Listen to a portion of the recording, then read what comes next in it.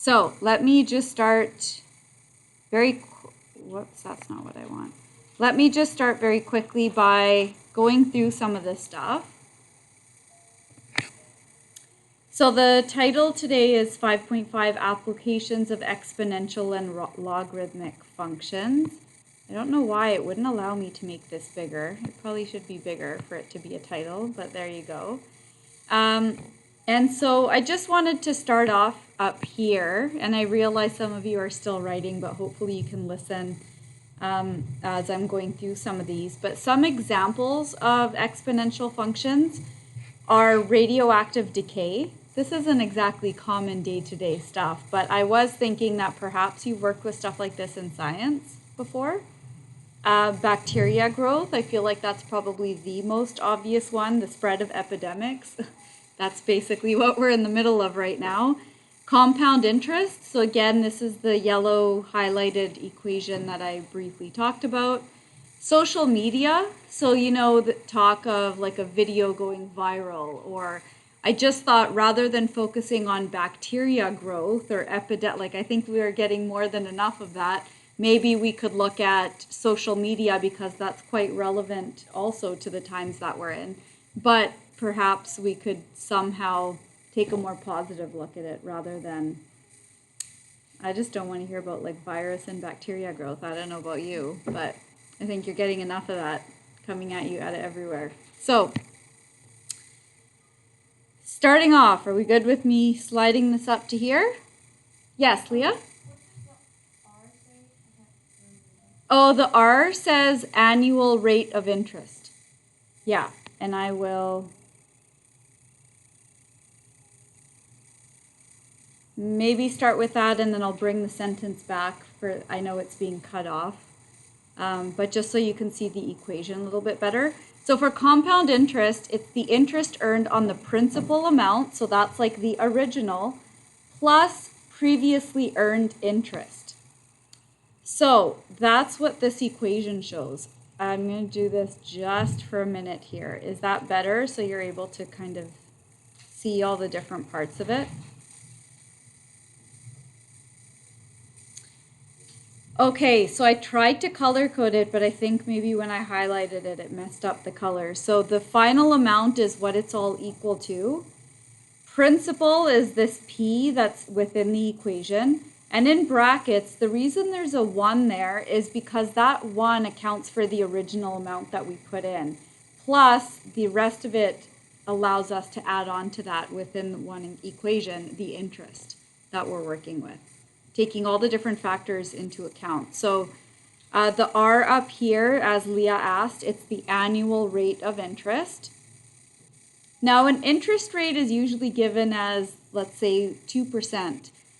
But how would we want to plug it into an equation? If I talked about 2%, what would be a good way, what would I need to do to it to make it better to work with in our equation? Yeah. Yeah, change it to a decimal, so 0.02 would probably be a better way. We would change it to that decimal and then plug it into here. And then the n value here is the number of times the yearly interest is compounded in a year. Do we all get what that means? Okay, the number of times the interest is applied is another way I could word that. And then t is the time in years. So that's an example of exponential growth. And I will now bring back this sentence, and maybe I'll even move that so it's easier for us to work with. But basically, for part A, if we're using this equation, it says a principal of $1,000 is invested at 6%. We laughed about this morning.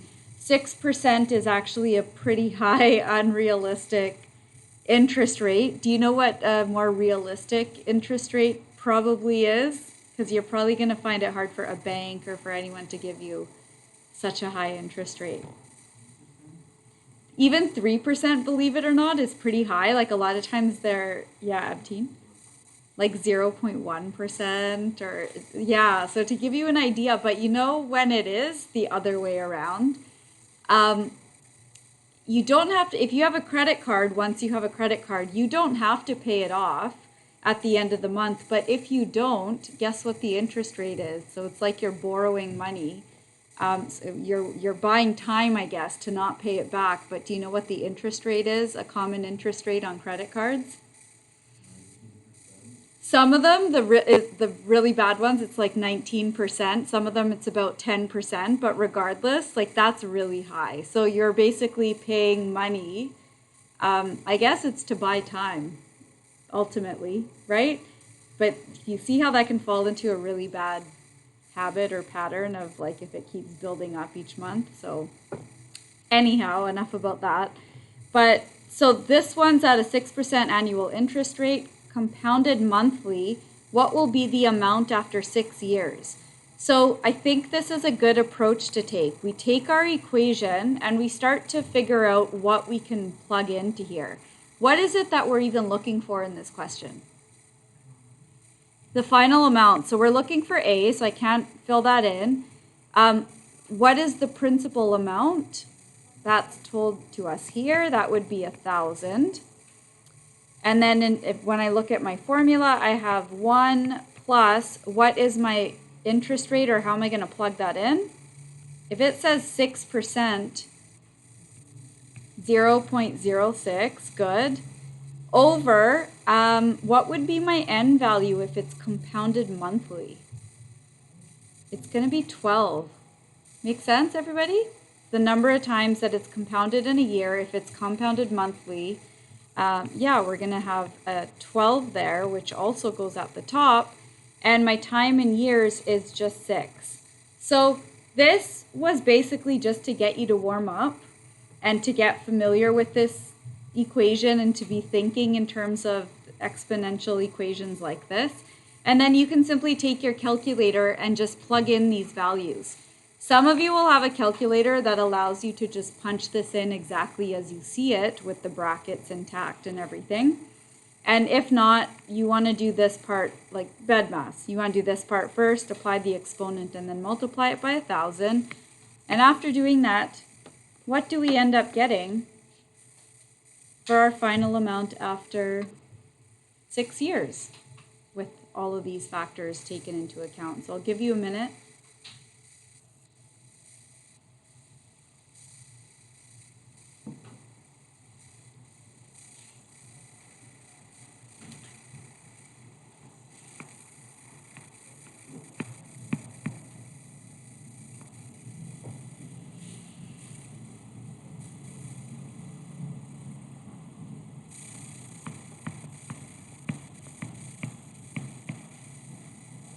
I don't normally do this, but here it is because I want to spend our time, our valuable time on the ones where we are actually going to be working with the variable and the exponent. Good? But we're pretty okay and comfortable with this, and this is bringing back memories of having done this before. Okay, are there questions before we move on to the second part? Okay, and then what principal would need to be invested? So it's part B, we're keeping all of the same values of what was given to us in part A, except what principal needs to be invested to end up with a total of $2,400? I'm going to give you a few minutes. You can figure that out on your own based on what we have here. Again, just to kind of warm up and become familiar with working our way through the equation, working our way through the algebra.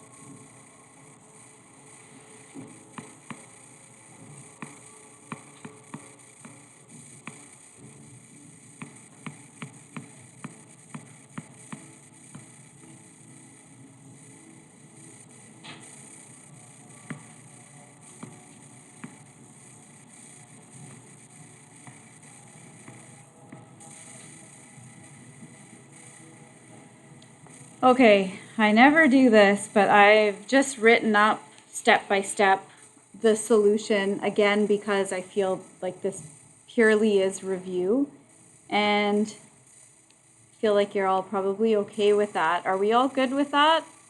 Just plugging in the values and then working our way through. There is one thing here that I will mention though. The reason why I'm not just going through and doing 1.005 to the 72, like I put it this way in isolated p because we want to save our rounding always to the last step whenever possible. This is a really good habit to get into. Because the earlier, the sooner we start rounding things off or converting it into a decimal, do you see that it becomes more, I guess, less and less accurate? Does that make sense? Because each time you're sort of taking away some accuracy. So that's the reason why I've done it this way and isolated the p but left everything else pretty much as is. And so when we work our way through this, we get an initial amount of $1,675.93. Does that look right? That's what would need to be invested in order to end up with this amount at the end. Good? And we feel comfortable and confident with working our way through equations like that? Okay, so moving on. Then we have compound interest that's compounded continuously. So basically, the whole way through, it's just being compounded. And that equation looks a little bit different. I'm going to give you a minute to copy it down. And I'm glad we talked a little bit about this little italicized e at the bottom. Remember yesterday, Euler's number? So I've in the red box here just written it's approximately equal to 2.718. And then I'm going to show you on your calculator where to find that or how to use that.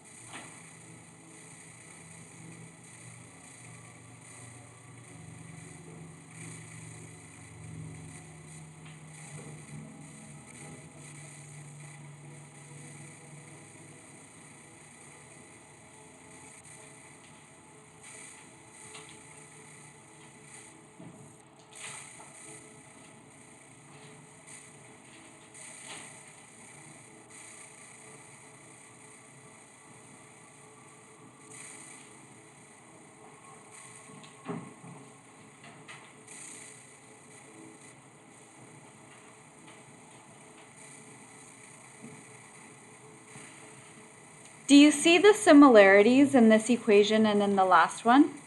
Several parts of it? Okay, so I think that it makes it easier if we can focus on the similarities. The A is still the final amount. The P is still the principal. But notice that the P is being multiplied by this Euler's number, which is approximately 2.718. And then it says ... because you can think of this little e or Euler's number the same way that you would think of pi. So we briefly talked about it last day. It's It's an irrational number, just like pi. The digits keep going, just like pi. The digits do not repeat or show a repeating pattern, so they're constantly changing. And that's why it has this symbol that's given to it. So you know how for pi we say, oh, it's around 3.14. Well, similarly, we know that Euler's number is around 2.718, but we actually have a button on our calculator for it. On your calculator, right beside log, you should see a button that says ln, which would be pronounced like this. It's pronounced like lon. I think I briefly went over it yesterday. Did I? Yeah. So notice what's written above ln. Do you see e to the power of x? So we'd have to hit the second function or shift button in order to get to that. Okay, so we'll take a look at how that comes up or how we would use that. And then this r, the rate of yearly interest, is the same as in the last example. We would input it as a decimal, and then t is the time in years. So let's apply this formula to this first question. Estimate the time required, so I know I'm looking for t, for $5,000 to grow to $30,000. So my final amount we can see from that is going to be 30,000. We're all good with that? I will say this. I think the hardest part is figuring out what to do with this. This will feel much easier because I'm giving you the equation along with the sentence or with the question, and you're not going to have the luxury of that. But I feel like this is helpful when you're first learning it and going through it. Does that make sense? So $30,000 equals the initial or principal amount, which was $5,000. And then we have e to the power of, if it's invested at 10%, do you see that we're going to do 0.1 as our r value when we plug it in? And then estimate the time required. Well, that's what we're looking for. That's that little t that's up there. So here is what we are working with. If we are looking for time, I'm going to go through this with you because this is a bit different than what you've done. It's the same concepts or the same ideas, except our base this time is an e.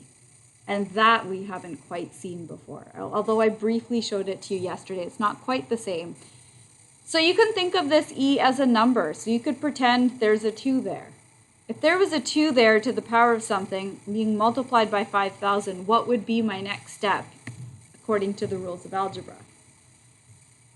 We're trying to simplify and we're trying to isolate t. How do I get there? Abteen?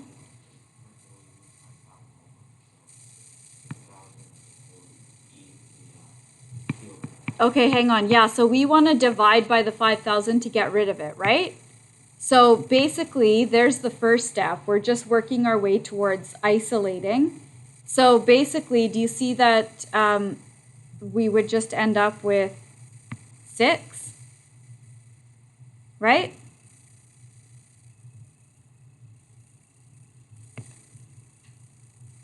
Equals e to the power of 0.1 t. How do we usually do this? When we end up in this position and we have a variable up top in the exponent, how would I bring that down, or what do I do with this? I think this is the next. Yeah, so we want to change this to log form, right? When we change this to log form, what is the base according to this? The base would be e, and what am I taking the logarithm of? 6, and that would be equal to 0.1 t. This is the part that I feel maybe is new for you. So I think I briefly talked about it, but not much yesterday. When you have a logarithm with base e, that's what we call ln. So ln of 6 equals 0.1 t. You can treat it just like you would a log, but the base is not 10. The base of the logarithm is e. That's what ln means. Good? And what that means on here, well, actually, let's save that for a second. let's isolate this and get into this habit. It would be ln 6 divided by 0.1 because we're trying to get t by itself. But basically on your calculator, punch in 6 and then ln, and then you want to divide it by 0.1. So t was representing the amount of time, so approximately how much time? And what's the best way for us to give that answer? Yeah, Abteen?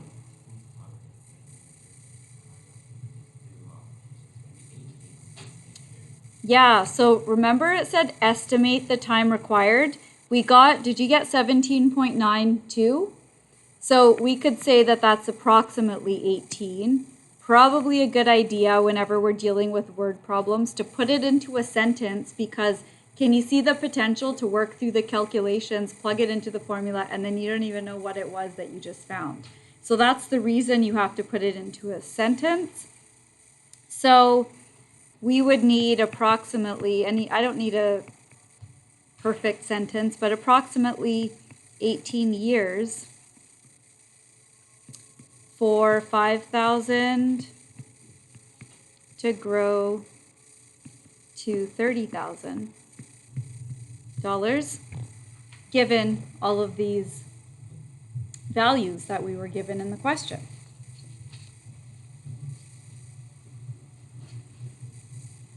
So far, so good?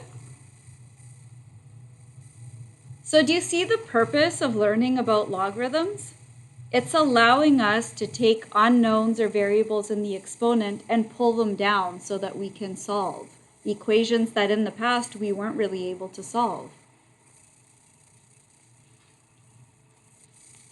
Okay, I know that's a lot, so let me explain. Both of these formulas that are in the box achieve the same end goal.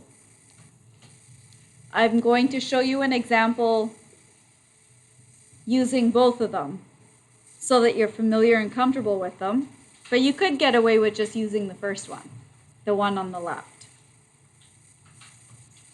So I'll give you a couple of minutes because I get that this is a lot of stuff to copy down and to take in, and then we'll look at how we would use this.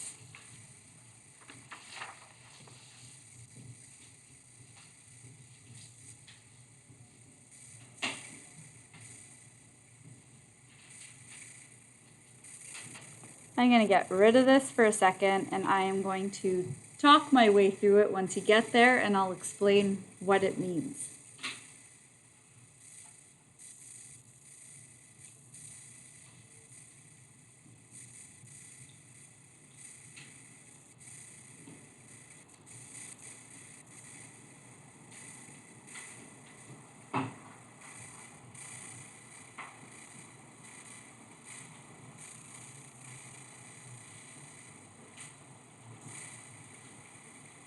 Is this too small? It's a little small. I will bring the other part back, but let's just zoom in on this for a minute. Is that better? I'll show you the other equation in just a moment, and I'll zoom in on that one as well.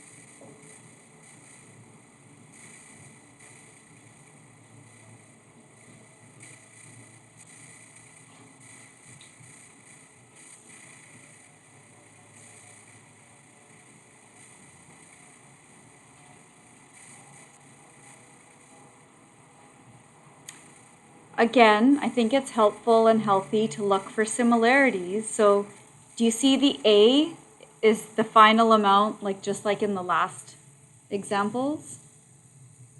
The A naught, like that's what we call this little, it looks like a 0 at the bottom. That's the initial amount. Do you see that's like the principal? We were calling it the principal when we were referring to interest and money. So this is actually the same equation ultimately, but different ways that we're manipulating things and different things we're focusing on. X equals the growth or decay value. So let me talk a little bit about that. So see this portion in here, that's where we had the 1 plus the r over n, etc., etc. So it's still the same thing that we're using it for. It's just now we're talking about something a little bit different. So I am going to use an example of, let's say, bacteria, or well, the first example here, plutonium. Again, not common day-to-day stuff, but that's okay. Have you ever heard of half-life? So I'm zooming in on this one right now. So the X is the growth or decay value. So if we're talking about half-life, our X value would be a half. Does that make sense to everybody? It's basically telling us like what is happening in the question, what the rate is that we're working with in the question. And then if it increases by 10%, you know how in the brackets I have an X there? If it's increasing by 10%, I compare everything back to the original. The original would be 1. So that part was built into the previous equation, but now we're going to build it in when it's applicable. In the first one, it wasn't applicable. I would just half whatever, but it would just be 1 over 2. But if I increase something by 10%, do you see it would be 1 plus the 10% that we increase it by, which would end up looking like 1.1. Does that make sense to everybody? And does everybody understand where that comes from? That way of thinking? So then applying that same way of thinking to decreasing by 10%, maybe I should put these in brackets. What would be a smart way to show that last one? Decreasing by 10%, what would I have left here? Yeah, do you see that 0.9 would be a good way to look at it? Or I could say something depletes or decreases by 80%. If it's decreasing by 80%, what would be left? Pardon? Yeah, 0.2, like 20% would be left. But do we get the idea of how we're sort of figuring out which value goes in there? Okay, this part's a little bit new. The light colored blue is the total time that the item is left for. And the big T is the time of growth or decay. And I think this first example is going to help you to understand what on earth we're talking about with that. Sorry, I told you I would show you the other equation and zoom in on it. So I wrote or because we could instead use the same equation to achieve the same end result.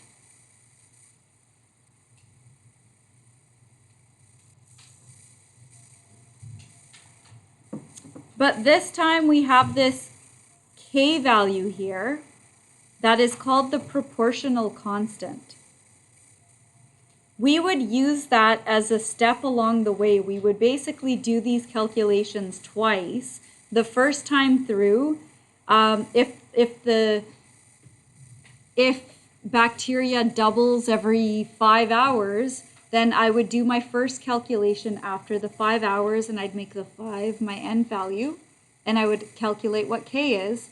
Then I would do the calculations again using that K value for whatever end amount we were looking for. I'll show you with a specific example, but what I want you to know is that these both can be used, either or can be used to find the same end result.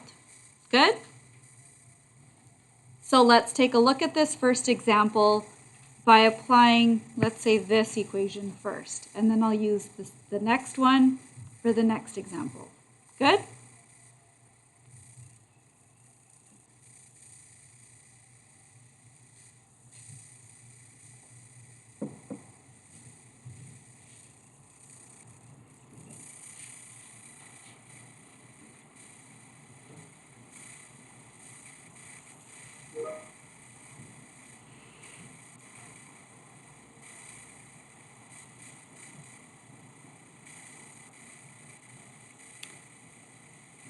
Okay, the fact that it says half-life, what is my x value going to be?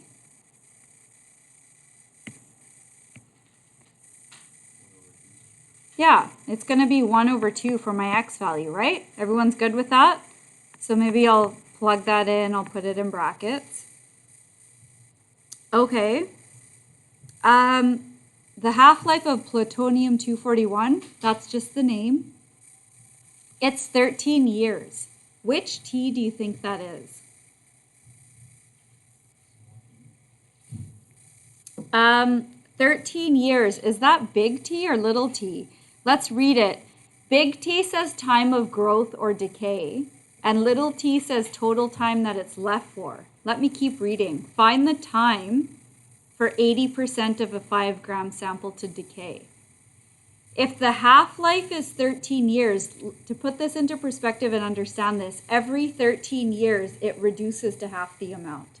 Then the next 13 years it would be even half, then like half of where it was at, and on and on. So this doesn't change. This is the time for the half-life to occur. So this is big T. Does that make sense? Find the time. So we're looking for little t. For 80% of a 5-gram sample to decay. Let's make sense of this.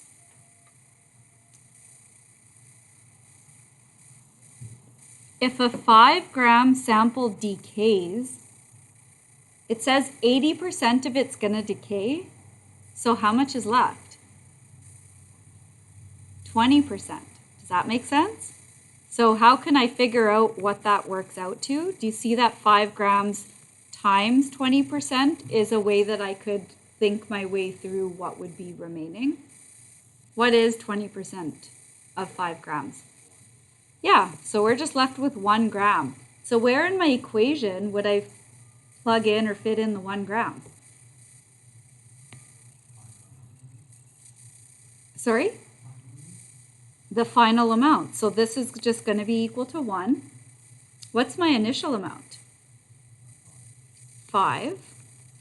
And then when I look at the equation, little t is what I'm looking for. Big T is 13. Do you get the subtle difference between big T and little t? Okay. So do you see the rest of this is now us applying our algebra skills? I'm going to give you a minute because this is the part where you get to practice what you've done in the past.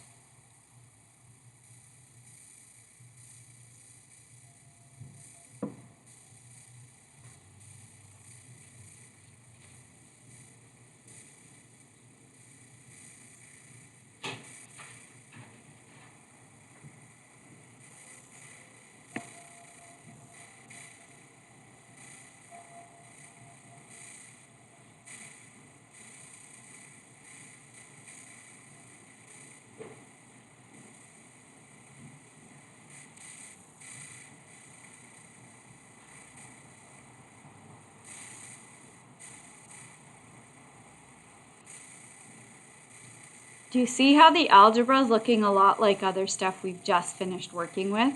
If I want to get this t by itself, what's my first step? Divide this by 5, right?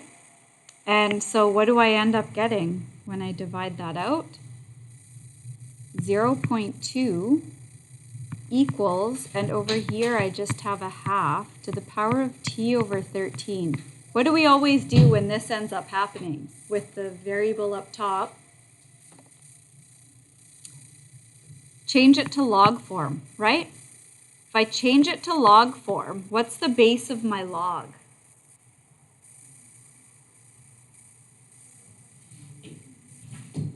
The base of the exponent is also the base of the log. So do you see that it would be a half? This isn't ideal because we have a fraction as the base, but that's okay. And then what are we taking the log of? Of 0.2, and that's going to equal t over 13. So far, so good? Not that good because this is not looking very good, but what can we do to make this better? Yeah. Yep, so we can multiply both sides by 13. We could make this 13 log of a half of 0.2 equals t, so that's nice that the t is isolated. Is there something I could do so that I could actually plug this into my calculator? Because I can't right now. Actually, some of your calculators might, but let's assume that they don't. Then what else could I do to make this look like a form that I can easily plug in?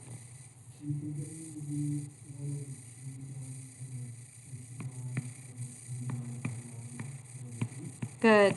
We can change this, remember, log 0.2 over log of 1/2, or if we want to change it to, what did I do up here? Log 0.2 and 0.5, or 1/2, same thing, but just for consistency's sake. Does everybody see that that's the same thing? Okay, and the last step is we just simply plug that in. So on your calculator, go ahead and plug it in. Make sure you're comfortable and okay with how to get that. And what do we get? Approximately how many years?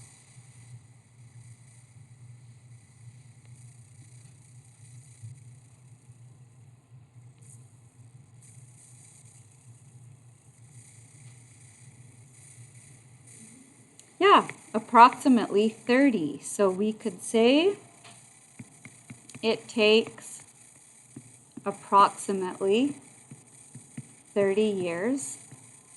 And if I'm writing like this, I'm okay with you writing like this as well. For 5 grams to decay to 1 gram, given these conditions. So again, the purpose for the sentence, I remember I used to hate having to write it in a sentence. The reason for that is to show that you understand, like you're not just blindly plugging things into a formula and spinning out an answer. You actually understand what it represents and you're able to apply it. Good? Last example, do we have it in us? And we could solve the last example the same way, but I think it might be nice to use the other formula, the one with the proportional constant, that k value. Are we okay with moving on? Like if I move this up, everyone's good with that? Okay.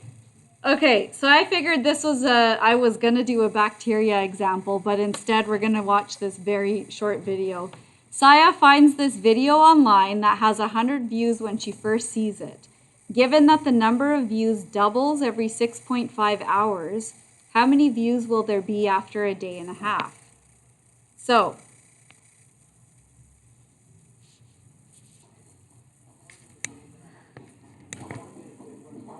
this is a woman at a shopping mall in New York who, I guess, liked Rihanna or liked the music and just started dancing in the middle of the mall.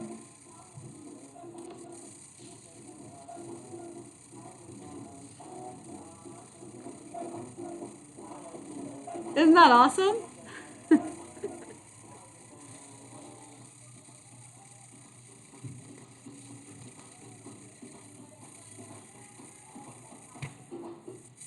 Okay, so how does that apply to this? Let's take a look at these values. So, we can't have it all. That formula is back there, so I'm going to rewrite it for us. I do want us to definitely use the second formula. So, we could say A equals A naught and e to the power of kt. So just so you have it again, let's take a look at how this is applicable and what this k value means. I'm going to write it here again. This k value is called the proportional constant. So basically for this scenario, with these values, we'll have a specific k value that would work under these conditions. That's going to be our first step. So I'm going to write this in steps. The first part of the equation is, you know how before in the last example we looked at, was it half-life in the last one? Yeah, and it told us the amount of time that it took for that. Okay, so we're gonna sort of rearrange this and manipulate this to try to figure out some of that stuff. So if the initial amount is 100, we're told that right here, right? And we're told that it doubles every 6.5 hours. So according to this formula, if it doubles every 6.5 hours, it's like we're taking a snapshot. To get the proportional constant, we're taking a snapshot the first time it doubles. So my n value would be 200. Does that make sense? Okay. And then E is just, again, it's that symbol that represents approximately 2.7. K is what we're trying to figure out. And what would be the t value? If it doubles every 6.5 hours and we just wrote in 200, then we're talking about 6.5 hours later. So we're just using our algebra to figure out the k value by manipulating this again. So we would divide by 100 to get rid of it. So basically we would get 2 equals e to the 6.5k. And this is now starting to look a little bit repetitive, in that we've practiced this several times. So do you see that I would have log base e of 2, which is the same thing as ln 2. If I skip the steps and do that, is everyone okay with how we got that? Okay, and then that's equal to 6.5k. And so k would basically be ln 2 over 6.5. I'm going to circle that because we need that to figure out the rest. You could punch that into your calculator, but like I said before, you're going to get a decimal value with a whole bunch of digits, and each time I punch it in and use that, I'm making it less and less accurate. So I'm going to wait and do that and save that till the end. Right now I'm going to use this for the second part of this question. Know that I could have used the other formula for this, right? I'm just trying to show you this version of it. So in this case, it says, well, what are we looking for? How many views will there be after a day and a half? So we're really trying to find the new end value, right? And it says after a day and a half. If my first doubling rate is given as 6.5 hours, what's a better way for me to say a day and a half? Because we should always keep things consistent, right? Abteen? Good. Do you guys see that this would be 36 hours? Right? So we could have written it in terms of days, like change the other one to days, but that doesn't make sense, right? Because it's 6.5 hours. So it makes sense for us to convert that into 36. And then we can plug this in. Equals our original amount was 100. That doesn't change. We still have our E here from our formula that we're using from up here. The K value, yes, we're going to write this whole thing out over 6.5. And that's all going to be multiplied by the 36 that we just talked about. Does that make sense? So it's just a little bit ugly in how it shows up. But basically, you want to punch this in and find your value when you do 36 times that ln 2 divided by 6.5. And then in order to do e to the power of that, you would use that second function button above the ln key to get to e to the x. Does that make sense? Right above the ln key, there's that little e to the x. You'd hit shift or second function to get to that in order to find what this value is, and we would multiply that by 100, and we should get around 4,647.75. So what would be a good way for us to round this, given what we're talking about? There will be approximately, if that's representing number of views, what's a good way to round that? Like, according to the rules of rounding, we would round up to 8. But if we're looking at number of views, we would probably end it at the last number of views. But I'm not going to be picky with that, right? Okay, so I get that that's a lot to take in. There's your work for today.